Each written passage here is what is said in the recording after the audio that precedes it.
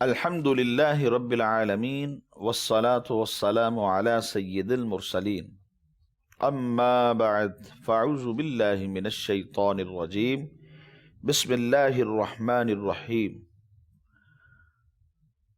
الصلاة والسلام عليك يا رسول الله وعلى آلك وأصحابك يا حبيب الله الصلاة والسلام عليك يا نبي الله وعلى آلك وأصحابك يا نور اللہ۔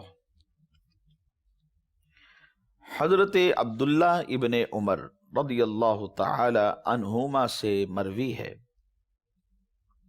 فرماتے ہیں کہ نبی مکرم رسول محتشم صلی اللہ تعالی علیہ وآلہ وسلم نے ارشاد فرمایا: زینوا مجالسکم بالصلاة علی فإن صلاتکم علی نور لکم یوم القیامہ، او کما قال علیہ السلام۔ ارشاد فرمایا کہ تم اپنی مجالس کو مجھ پر درود پاک پڑھ کر آراستہ کیا کرو، کیونکہ تمہارا مجھ پر درود پاک پڑھنا کل بروز قیامت تمہارے لیے نور ہوگا۔ صلو علی الحبیب صلی اللہ تعالی علی محمد صلی اللہ علیہ وسلم۔ میٹھے میٹھے اسلامی بھائیوں اور مدنی چینل کے ناظرین، ہم آج پھر اپنے سلسلے فرامین مصطفیٰ صلی اللہ تعالی علیہ وآلہ وسلم میں حاضر ہیں۔ حصول ثواب کی خاطر بیان سننے سے پہلے اچھی نیتیں بھی فرما لیجیے، کیونکہ فرمان مصطفیٰ صلی اللہ تعالی علیہ وآلہ وسلم ہے: نیت المؤمن خیر من عملہ، او کما قال علیہ السلام۔ مومن کی نیت اس کے عمل سے بہتر ہے۔ میٹھے اسلامی بھائیوں اور مدنی چینل کے ناظرین، آج کے سلسلے میں سنن نسائی کتاب الجنائز سے ایک حدیث مبارک ہم شامل کریں گے۔ حضرت سیدنا ابو ہریرہ رضی اللہ تعالی عنہ اس حدیث کے راوی ہیں، فرماتے ہیں کہ نبی کریم صلی اللہ تعالی علیہ وآلہ وسلم نے ارشاد فرمایا: جب مسلمان شخص کی موت قریب آتی ہے تو رحمت کے فرشتے سفید ریشمی لباس پہن کر اس کے پاس آتے ہیں اور اسے آ کر کہتے ہیں کہ اے روح، تو راضی خوشی اس حال میں نکل کہ اللہ تبارک و تعالی تجھ سے راضی ہے۔ اللہ اکبر۔ تو اللہ تبارک و تعالی کی رحمت اور اس کے رزق سے اپنے پروردگار کی طرف نکل جو ناراض نہیں ہے۔ پھر روح عمدہ خوشبودار مشک کی طرح خارج ہوتی ہے اور فرشتے اسے اسی وقت اٹھا کر آسمانوں کی طرف لے جاتے ہیں اور کہتے ہیں: یہ کتنی اچھی خوشبو ہے جو زمین سے آئی ہے۔ اس کے بعد اسے مسلمانوں کی روحوں کے پاس لے جاتے ہیں اور وہ روحیں اس شخص سے قریب آ کر دریافت کرتی ہیں: دنیا میں پیچھے رہنے والا فلاں شخص وہ کیسے کام کرتا ہے؟ مثال کے طور پہ کوئی زید، بکر، خالد، کوئی بھی نام، وہ ان کا کوئی عزیز ہو، کوئی رشتہ دار ہو، کوئی دوست ہو، تو وہ پہلے سے موجود روحیں اس نئی آنے والی روح کے پاس، کہ جو اب اس دنیا کا تعلق چھوڑ کر ان کے پاس آیا ہے، اس کے پاس آ کر استفسار کرتی ہیں، ایک سوال کرتی ہیں کہ فلاں شخص زمین پر رہتا تھا، فلاں شخص ہمارا دوست، ہمارا بھائی، ہمارا بیٹا، ہمارا والد، ہمارا فلاں رشتہ دار، وہ کیسے کام کرتا ہے؟ ابھی یہ سوال کرتی ہیں، وہ خاموش ہے۔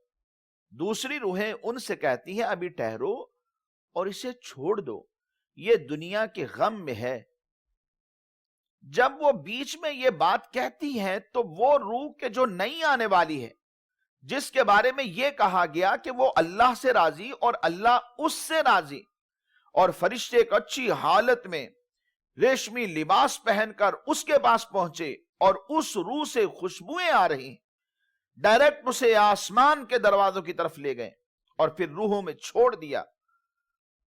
ان کی اس بات پر وہ روح بولتی ہے، وہ یہ کہتی ہے کیا وہ تمہارے پاس نہیں تھا؟ یعنی کہنے کا مقصد یہ ہے وہ تو مجھ سے پہلے دنیا چھوڑ کر آ چکا ہے، یعنی مجھ سے 1 سال پہلے، 2 سال پہلے، 6 ماہ پہلے، 4 ماہ پہلے اس کا وصال ہو گیا تھا۔ اگر میں تمہارے اندر پہنچا ہوں تو وہ کہاں ہے؟ یعنی وہ تو دنیا چھوڑ کر آ چکا ہے۔ تو پھر روحیں اس کی اس بات پر، اس کی اس حیرانگی پر اسے جواب دیتی ہیں، کہتی ہیں اگر وہ دنیا سے آ چکا ہے اور ہمارے پاس نہیں پہنچا تو پھر وہ جہنم میں کیا ہوگا۔ الایمان والحفیظ۔ میٹھے اسلامی بھائیو، مدنی چینل کے ناظرین، یہ تو ایک نیک روح کی کیفیت تھی کہ جب موت کے وقت اسے بندے کے وجود سے جدا کیا گیا، اور بالکل اس کے برعکس اسی سنن نسائی شریف کی حدیث مبارک میں نبی پاک صلی اللہ علیہ وسلم نے فرمایا، اور جب کافر کی موت آتی ہے تو عذاب کے فرشتے بوریے کا ایک ٹکڑا پہن کر اس کے پاس آتے ہیں اور کہتے ہیں کہ اے روح، تو اللہ کے عذاب کی طرف نکل، کیونکہ تو اللہ تعالی سے ناراض ہے اور تیرا رب تجھ سے ناراض ہے۔ اس کے بعد وہ جلے ہوئے بدبودار مردار کی طرح نکلتی ہے، حتیٰ کہ فرشتے اسے زمین کے دروازے پر لاتے ہیں تو فرشتے پوچھتے ہیں یہ کیا بدبو ہے، یہاں تک کہ اسے کافروں کی روحوں میں شامل کر دیا جاتا ہے۔ اللہ تبارک و تعالی نے سورۃ الانعام کی آیت میں کفار کی موت کے احوال بیان فرمائے کہ جب تم انہیں موت کی حالت میں دیکھو گے تو بڑی خوفناک حالت دیکھو گے، جب ظالم موت کی سختیوں میں ہوتے ہیں اور فرشتے ارواح قبض کرنے کے لیے جھڑکتے جاتے ہیں اور کہتے جاتے ہیں اپنی جانیں نکالو، آج تمہیں اس کے بدلے میں ذلت کا عذاب دیا جائے گا جو تم نبوت اور وحی کے جھوٹے دعوے کر کے اور اللہ تبارک و تعالیٰ کے لیے شریک بنا کر اور بیوی بچے بتا کر اللہ تبارک و تعالیٰ پر ناحق باتیں کیا کرتے تھے، آج یہ انہی کا صلہ تمہیں عذاب کی صورت میں مل رہا ہے۔ سورۃ الانعام کی آیت کے بعد اللہ تبارک و تعالیٰ نے قیامت کے دن کفار سے کیے جانے والے اس سوال کا تذکرہ فرمایا جو ان سے کیا جائے گا، جس کی بنا پر وہ دنیا میں فخر کیا کرتے تھے، لیکن جب موت آئی تو کچھ بھی کام نہ آ سکا۔ دنیا میں فخر کفار کس بات پر کیا کرتے؟ اپنی قوت پر، اپنی جاہ و جلال پر، اپنے مال و ثروت پر بیان کرتے کہ میرے پاس زیادہ مال ہے، تمہارے پاس کم مال ہے۔ پھر اپنی اولاد پر فخر کرتے کہ میرے پاس زیادہ بیٹے ہیں جو میرے بازو ہیں، میری طاقت ہیں، میرے ساتھ لڑنے والے ہیں، میرے ساتھ مقابلہ کرنے والے ہیں، میرے ساتھ مل کر میرے دشمنوں کو غارت کرنے والے ہیں۔ تو یہ فخر کیا کرتے تھے کہ ہمارے ساتھ اور لوگ بھی موجود ہیں، میجورٹی ہے، ہمارے پاس افرادی قوت زیادہ ہے، ہماری اپنی طاقت زیادہ ہے۔ وہ فخر کیا کرتے تھے کہ دنیا میں ہمارے پاس بہت سارے لوگ موجود ہیں۔ لیکن اللہ جل مجدہ ان سے کیا سوال فرماتا ہے؟ اللہ تبارک و تعالی ارشاد فرماتا ہے، ترجمہ کنز ایمان، اور بے شک تم ہمارے پاس اکیلے آئے جیسا ہم نے تمہیں پہلی بار پیدا کیا تھا، اور پیٹھ پیچھے چھوڑ آئے جو مال متاع ہم نے تمہیں دیا تھا، اور ہم تمہارے ساتھ تمہارے ان سفارشیوں کو نہیں دیکھتے جن کا تم اپنے میں ساجھا بتاتے تھے، بے شک تمہارے آپس کی ڈور کٹ گئی اور تم سے گئے جو دعوے کرتے تھے۔ اس آیت مبارکہ میں واضح طور پر قیامت کے دن کفار کی کیا حالت ہوگی، وہ کس حالت میں ہوں گے، اسے بیان کیا گیا، اور اس حالت کو ان کی ولادت کے ساتھ تشبیہ دے کر انہیں تنبیہ اس دنیا میں کی گئی ہے کہ قیامت کے دن کفار سے یہ بات کہی جائے گی، بے شک تم ہمارے پاس حساب و جزا کے لیے ایسے تنہا ایسے اکیلے آئے ہو جیسے ہم نے تمہیں پہلی بار پیدا کیا تھا۔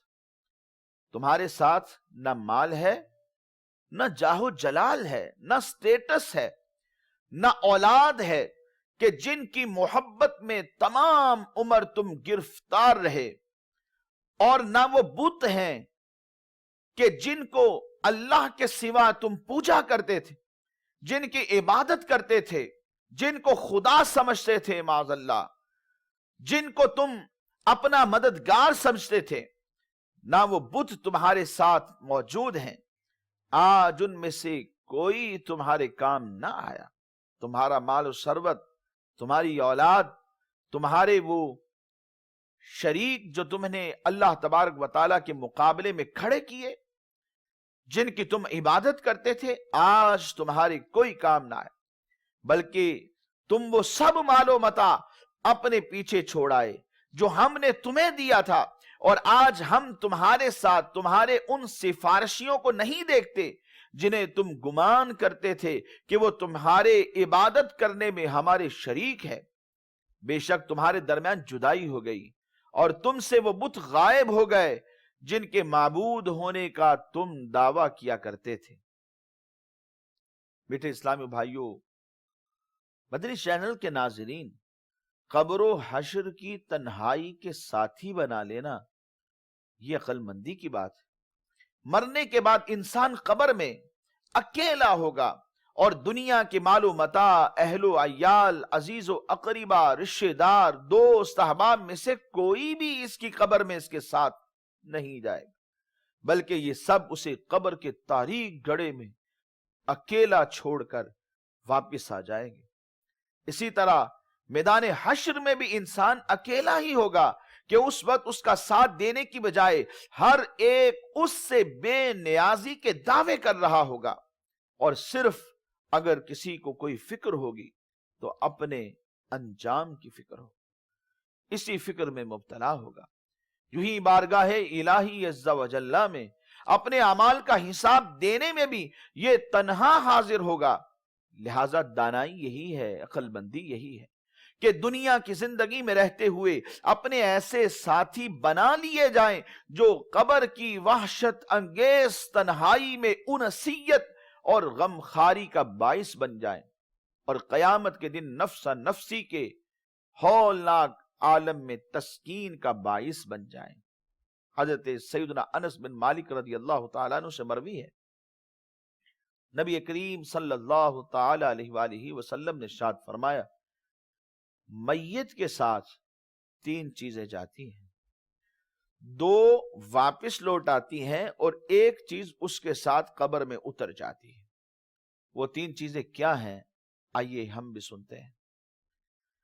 فرمایا وہ تین چیزیں، ایک اہل و عیال، اور دوسرا مال، اور تیسرا اس کا عمل۔ اہل و عیال جو اس کی چارپائی کو اٹھا کر لے کر گئے، یا اس کا مال اس کے ساتھ گیا، وہ خواہ کسی بھی شکل میں ہو، خواہ وہ میت کے اوپر پہنائی ہوئی چادر کی شکل میں ہو، یا کسی بھی اعتبار سے جو اس کا کمایا ہوا مال تھا وہ گاڑیوں سواریوں کی شکل میں ہو، وہ اس کے ساتھ جاتا ہے۔ یہ مال اور اس کے اہل و عیال اس کو قبر میں چھوڑ کر دفنا کر، قبر کے تاریک گڑھے میں اسے دفنا کر پھر واپس لوٹ آتے ہیں۔ اور پھر تیسرا فرمایا اس کا عمل ہے، اس کا عمل باقی رہتا ہے اور اس کا عمل اس کے ساتھ قبر میں اتر جاتا ہے۔ حضرت سیدنا یزید رقاشی علی رحمت اللہ الوالی فرماتے ہیں جب مردے کو قبر میں رکھا جاتا ہے تو اعمال اس کو گھیر لیتے ہیں. جو کچھ دنیا میں کیا تھا وہ سارے اعمال اس کے گرد حلقہ بنا لیتے ہیں, اسے گھیر لیتے ہیں. پھر اللہ تبارک و تعالی ان عملوں کو جو اس بندے نے کیے تھے, خواہ وہ نماز روزہ حج زکات تھا, نیک اعمال تھے یا برے اعمال تھے, اللہ تبارک و تعالی انہیں قوت گویائی عطا فرماتا ہے, بولنے کی طاقت عطا فرماتا ہے. تو وہ یوں گویا ہوتے ہیں, اے قبر میں تنہا رہ جانے والے بندے, تیرے اہل و عیال, تیرے دوست احباب تجھے چھوڑ کر چلے گئے اور تجھ سے جدا ہو گئے, اور آج اس قبر میں, اندھیری قبر میں ہمارے سوا تیرا کوئی غمخوار نہیں. حضرت سیدنا عطا بن یسار علیہ رحمت اللہ الوالی فرماتے ہیں جب مردے کو قبر میں رکھا جاتا ہے تو سب سے پہلے اس کا عمل اس کے پاس آتا ہے اور اس کی بائیں ران کو حرکت دیتا ہے اور حرکت دے کر کہتا ہے میں تیرا عمل ہوں.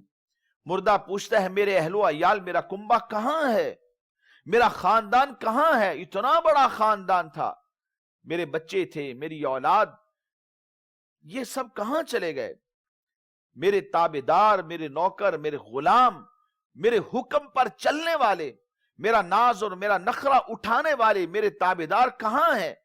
عمل کہتا ہے تو اپنی آل اولاد, کنبہ اور غلام سب اپنے پیچھے چھوڑ آیا ہے اور میرے سوا تیری قبر میں کوئی بھی داخل نہیں ہوا.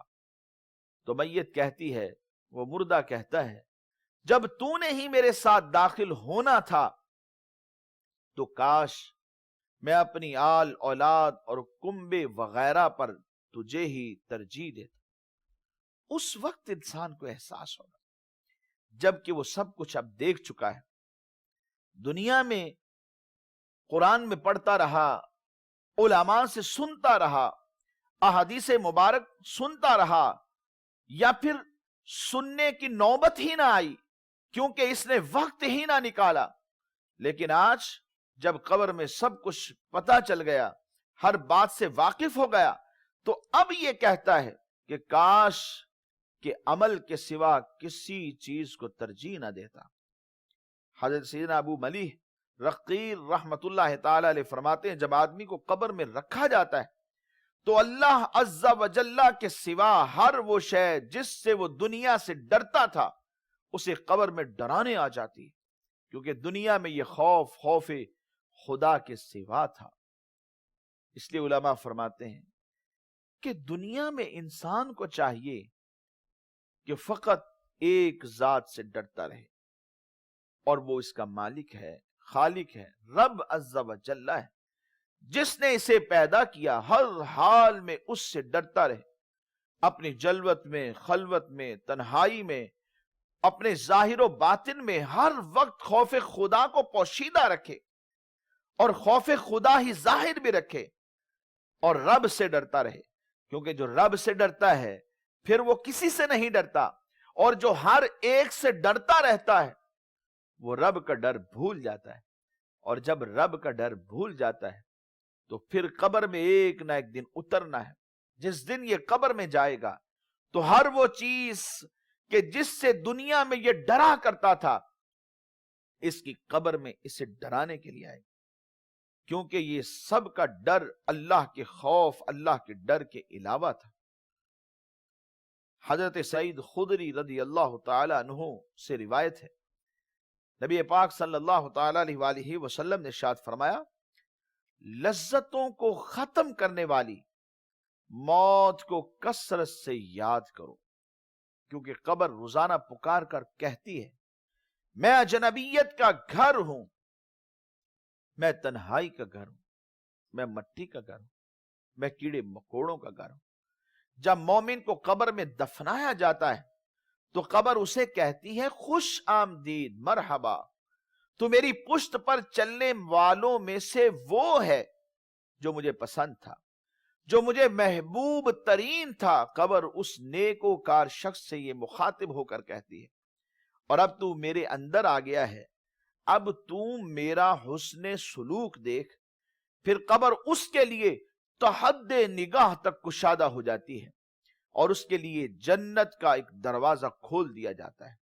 اور جب کوئی کافر، کوئی فاجر، گناہگار شخص قبر میں دفنایا جاتا ہے تو قبر کہتی ہے تجھے کوئی مرحبا نہیں، تو میری پشت پر چلنے والوں میں سے وہ شخص ہے کہ جو مجھے بدترین شخص لگتا تھا، اور اب تو میرے اندر آ گیا ہے، لہذا اب اپنے ساتھ میرا جو برتاؤ ہے وہ دیکھ. پھر قبر اس پر اپنا گھیرا تنگ کر دیتی ہے اور اس کی پسلیاں ایک دوسرے کے اندر یوں پیوست ہو جاتی ہیں. راوی کہتے ہیں جب حضور نبی کریم صلی اللہ تعالی علیہ وآلہ وسلم نے اس آخری بات کو بیان کیا تو اپنے ایک ہاتھ کی انگلیوں کو دوسرے ہاتھ کی انگلیوں میں یوں داخل کر دیا. پھر فرمایا کہ اللہ عز و جل اس پر 70,000 اژدہے مقرر فرما دیتا ہے. اگر ان میں سے کوئی ایک بھی زمین پر پھنکار دے تو رہتی دنیا تک کبھی کچھ بھی نہ اگے. وہ اژدہے اس مردے کو تا قیام قیامت ڈستے رہیں گے. راوی کہتے ہیں کہ سرکار دو عالم صلی اللہ تعالی علیہ وآلہ وسلم نے ارشاد فرمایا انما القبر روضۃ من ریاض الجنہ او حفرۃ من حفر النار، کہ قبر یا تو جنت کے باغوں میں سے ایک باغ ہے یا دوزخ کے گڑھوں میں سے ایک گڑھا ہے.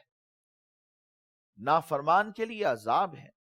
حضرت سیدنا عبید بن عمیر رحمت اللہ تعالی علیہ فرماتے ہیں ہر مرنے والے کی قبر اسے پکار کر کہتی ہے میں اندھیری اور تنہائی کا گھر ہوں. اگر تو اپنی زندگی میں خدا کا فرما بردار تھا تو آج میں تجھ پر رحمت کروں گی، اور اگر تو نافرمان تھا تو پھر تیرے لیے عذاب ہے. میں وہ گھر ہوں جس میں فرما بردار داخل ہو تو خوش و خرم نکلے اور گناہگار داخل ہو تو تباہ و برباد ہو کر نکلے. انما توعدون لآت وما انتم بمعجزین. ترجمہ کنز الایمان، بے شک جس کا تمہیں وعدہ دیا جاتا ہے ضرور آنے والی ہے اور تم تھکا نہیں سکتے.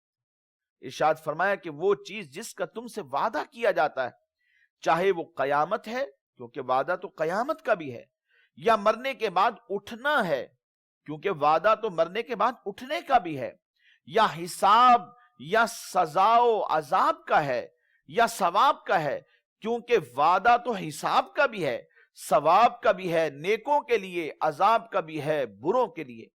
یہ سب چیزیں ضرور آئیں گی، خواہ اس کا تعلق قیامت سے ہے یا اس کا تعلق مرنے کے بعد اٹھنے سے ہے یا اس کا تعلق حساب سے ہے یا اس کا تعلق ثواب سے ہے یا اس کا تعلق عذاب سے ہے. یہ سب چیزیں ضرور آئیں گی مگر اپنے وقت پر آئیں گی. تم دیر سے دھوکہ مت کھاؤ. علماء فرماتے ہیں یہ آ کر رہیں گی. دیر سے دھوکہ مت کھاؤ بلکہ اس سے بچنے کے اسباب جمع کرو، کیونکہ نہ ہم مجبور ہیں، نہ جھوٹی خبر دینے والے، اور نہ تم طاقتور کہ ہم سے مقابلہ کر کے بچ سکو، لہذا مقابلہ نہ کرو بلکہ خوف کرو. اس آیت کریمہ میں موت سے غافل رہنے والوں کے لیے بھی بہت زیادہ عبرت ہے، کیونکہ ہر انسان سے موت کا بھی وعدہ کیا گیا ہے اور یہ بہر صورت آ کر ہی رہے گی. نبی پاک صلی اللہ تعالی علیہ وآلہ وسلم اور صحابہ کرام علیہم الرضوان اور دیگر بزرگان دین رحمہم اللہ تعالی موت کو بکثرت یاد کیا کرتے تھے اور لوگوں کو اس کی یاد دلایا کرتے تھے. حضرت سیدنا ابو سعید خدری رضی اللہ تعالیٰ عنہ سے مروی ہے، نبی پاک صلی اللہ علیہ وسلم ارشاد فرمایا جب میں اپنی آنکھیں چپکتا ہوں تو مجھے یہ گمان ہونے لگتا ہے کہ میری پلکیں ملنے سے پہلے پہلے میری روح قبض کر لی جائے، اور جب میں نظر اٹھاتا ہوں تو مجھے یہ لگتا ہے کہ نظر نیچی آنے سے پہلے پہلے میرا وصال ہو جائے گا. جب لقمہ میں منہ میں ڈالتا ہوں تو مجھے محسوس ہونے لگتا ہے کہ یہ لقمہ گلے میں اترنے سے پہلے پہلے میری موت کا سبب نہ بن جائے. اے اولاد آدم، اگر تم عقل رکھتے ہو تو اپنے آپ کو مردوں میں شمار کرو۔ وہ کہتے ہیں کہ مر جاؤ مرنے سے پہلے، اس ذات کی قسم کہ جس کے قبضہ قدرت میں میری جان ہے۔ میرے آقا فرماتے ہیں انما توعدون لآت وما انتم بمعجزین، بے شک جس کا تم سے وعدہ کیا جاتا ہے وہ ضرور آنے والی ہے، اور اللہ تعالی کو عاجز نہیں کر سکتے۔ حضرت سیدنا ابو بکر صدیق رضی اللہ تعالیٰ عنہ اپنے خطبے میں ہماری اصلاح کرتے ہوئے ارشاد فرماتے ہیں، کہاں گئے وہ لوگ جن کے چہرے خوبصورت تھے اور چمکتے تھے، وہ اپنی جوانیوں پر فخر کیا کرتے تھے، ناز کیا کرتے تھے؟ آج کہاں ہیں؟ کہاں ہیں وہ بادشاہ جنہوں نے بڑے بڑے شہر تعمیر کیے اور ان کے گرد دیواریں بنا کر انہیں محفوظ قلعے بنا لیا؟ کہاں ہیں وہ لڑائی کے میدان میں غالب آنے والے؟ زمانے نے انہیں کمزور اور ذلیل کر دیا اور وہ قبروں کی تاریکیوں میں چلے گئے۔ جلدی کرو، جلدی کرو اور نجات تلاش کرو، نجات تلاش کرو۔ اور علماء فرماتے ہیں جو لوگ موت کے لیے بیماری اور بڑھاپے کی طرف نظر رکھتے ہیں وہ بھی دھوکے میں ہیں۔ حضرت سمیت رحمت اللہ تعالی علیہ نے انہیں نصیحت فرمائی، فرمایا اپنی طویل صحت پر دھوکے میں مبتلا شخص، کیا تو نے کسی کو بیماری کے بغیر مرتے نہیں دیکھا؟ اے وہ شخص جو طویل مہلت کی وجہ سے دھوکے میں مبتلا ہے، کیا تو نے کسی کو سامان کے بغیر گرفتار ہوتے نہیں دیکھا؟ اگر تو اپنی عمر کی طوالت کے بارے میں سوچے تو سابقہ لذتیں سب بھول جائے۔ تم لوگ صحت کے دھوکے میں ہو یا عافیت کے دھوکے میں، زیادہ دن گزارنے پر اکڑتے ہو یا موت سے بے خوف ہو، یا موت کے فرشتے پر تمہیں جرأت ہے۔ بے شک جب موت کا فرشتہ آئے گا تو تمہاری مالی ثروت، تمہاری جماعت تمہیں نہ بچا سکے گی۔ کیا تم نہیں جانتے کہ موت کی گھڑی سختی اور ندامت کی گھڑی ہے؟ اللہ تعالیٰ اس بندے پر رحم فرمائے جو موت کے بعد کے لیے عمل کرتا ہے۔ اللہ تعالیٰ اس بندے پر رحم فرمائے جو موت کے آنے سے پہلے اپنے نفس کو ترس کی نگاہ سے دیکھتا ہے۔ یہ نرم و نازک بدن جہنم کی آگ کا ایندھن کیسے بنے گا؟ وہ غور و فکر کرتا ہے کہ جہنم کی آگ دنیا کی آگ سے سخت ہے۔ جب دنیا کی آگ برداشت نہ ہو سکے تو عذاب الہی کو برداشت کیسے کرے گا؟ سمجھدار وہی ہے جو یہ سوچ بچار رکھتا ہے۔ چونکہ موت کا وقت کسی کو معلوم نہیں، اس لیے ہر وقت موت کے لیے تیار رہنا چاہیے اور ہر وقت گناہوں سے دور اور نیک اعمال میں مصروف رہنا چاہیے۔ حضرت عبداللہ بن عباس رضی اللہ تعالی عنہما سے روایت ہے، نبی کریم صلی اللہ علیہ وسلم نے ارشاد فرمایا، 5 چیزوں کو 5 سے پہلے غنیمت جانو۔ آئیے ہم سنتے ہیں اور اپنی زندگی کو گزارنے کے لیے انہیں سامنے رکھتے ہوئے زندگی گزارتے ہیں۔ اپنے بڑھاپے سے پہلے جوانی کو غنیمت جانو، اپنی بیماری سے پہلے صحت کو غنیمت جانو، اپنی محتاجی سے پہلے مالداری کی جو نعمت اللہ نے دی ہے اس کو غنیمت جانو، اپنی مصروفیت سے پہلے جو فراغت کا وقت رب نے دیا ہے اس کو غنیمت جانو، اپنی موت سے پہلے جو زندگی اللہ نے دی ہے اسے غنیمت جانو۔ اللہ تعالی ہم سب کو عمل کی توفیق نصیب فرمائے، آمین بجاہ النبی الامین صلی اللہ تعالی علیہ وآلہ واصحابہ وبارک وسلم۔